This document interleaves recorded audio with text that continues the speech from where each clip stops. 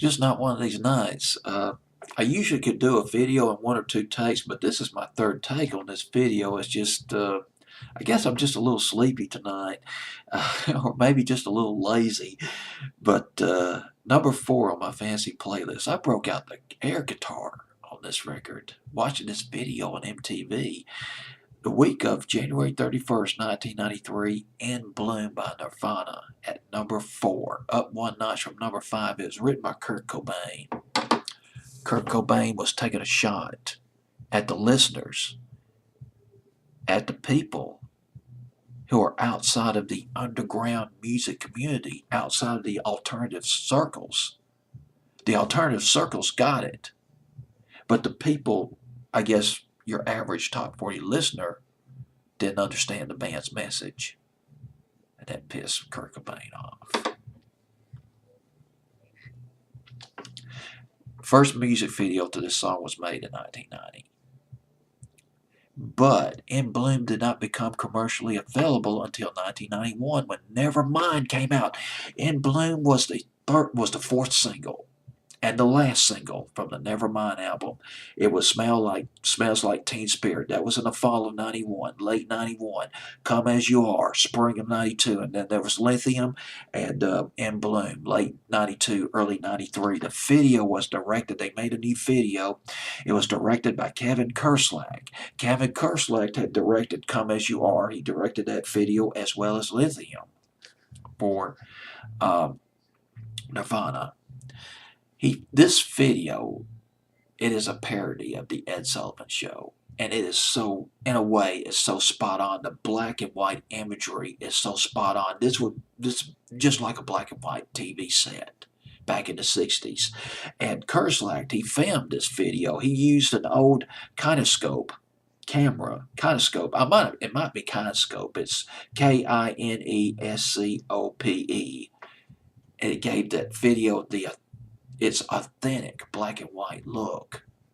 This would be how it would look on a black and white set in the '60s. And you got to understand, most people in the mid '60s had a black and white TV set, not a color set. In the late '60s, even going into the early '70s, a lot of TV shows or a lot of newscasts would say, this is Walter Cronkite in color. Because not everybody had a color TV set. If you had a color TV set in the early to mid '60s, you were a high roller. I remember when my grandfather had a color TV back in '66, '67. Boy, I thought that was hog heaven right there. I know it sounds ridiculous now. I know, I understand. If you're 22 years old, you're watching this video, you're thinking, color TV? Man, come on, man. This is the computer age now, and I understand. Did the parody of the Ed Sullivan Show, and parodied some of the groups that were big in the early to mid '60s. The Beach Boys came to mind when I watched this video. But one thing, I love this record.